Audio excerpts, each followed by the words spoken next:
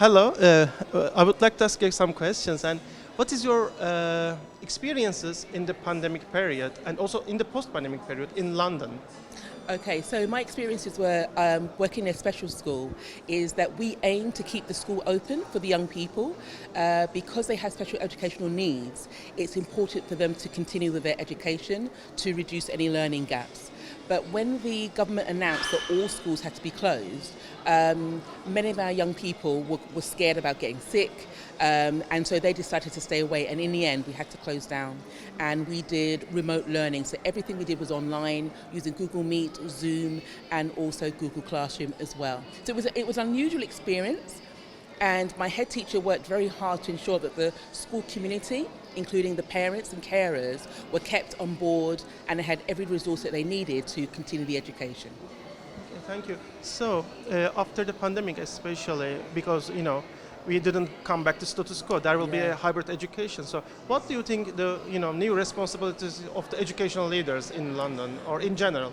I think in general the responsibilities will be making sure that they have they build on the learning. I think it's really key. There were a lot of great things that actually happened that must continue.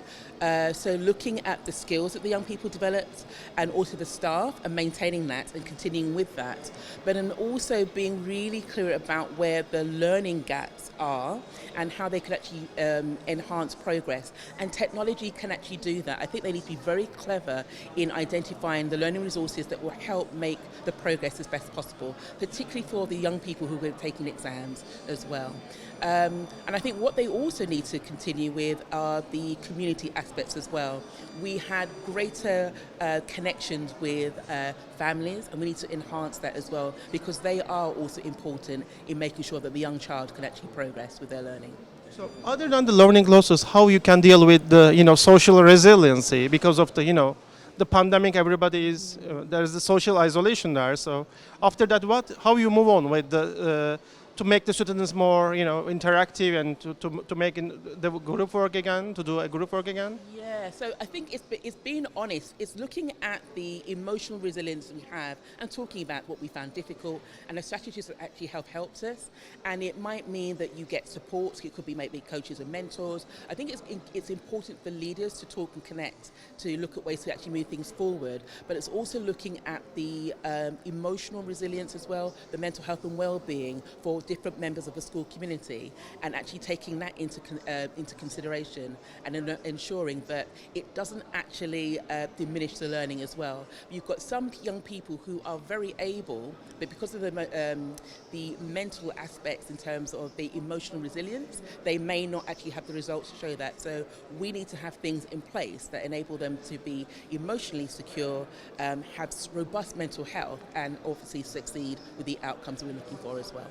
Okay, thank you very much. So every child is affected in a different way, and you are trying to compensate the situation Yeah. by taking care of them one by one, probably, huh? Yes, and also taking care of ourselves as well. I think unless we are also emotionally resilient as well, we won't be able to do it as well as we can by the young children as well. Yeah, thank you very much. This is really important.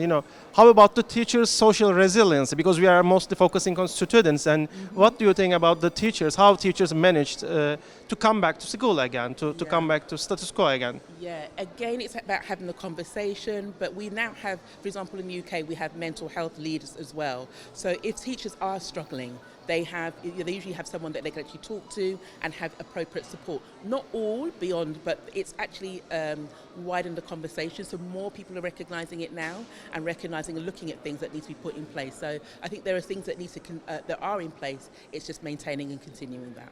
So is the government provided a budget for you to deal with the, We do, but as with everything, we could always benefit from more money. But what is really powerful about the government is they recognise this. They're making sure that we factor it into the learning programmes that we actually have, and also training is provided for various members of the school community as well.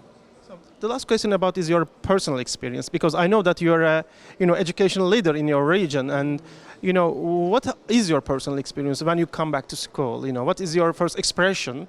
Yeah, it was. I'll be honest and say I was scared, and it was a little bit challenging because if you've been in your own home for so long, it almost felt strange to be back in school as well. So there was a period of adjustment as well, and recognizing where we are and just taking things slowly. But as I say, the hybrid aspect as well, it could actually continue learning. So you had young people as well who were scared to come back, but we could still continue learning as well. So I think it was a strange and unusual experience. But as I say, I've got a great team around me as well that made the whole process a lot easier. Okay. Thank you very much. No, you're welcome. Thank you. Thank you so much.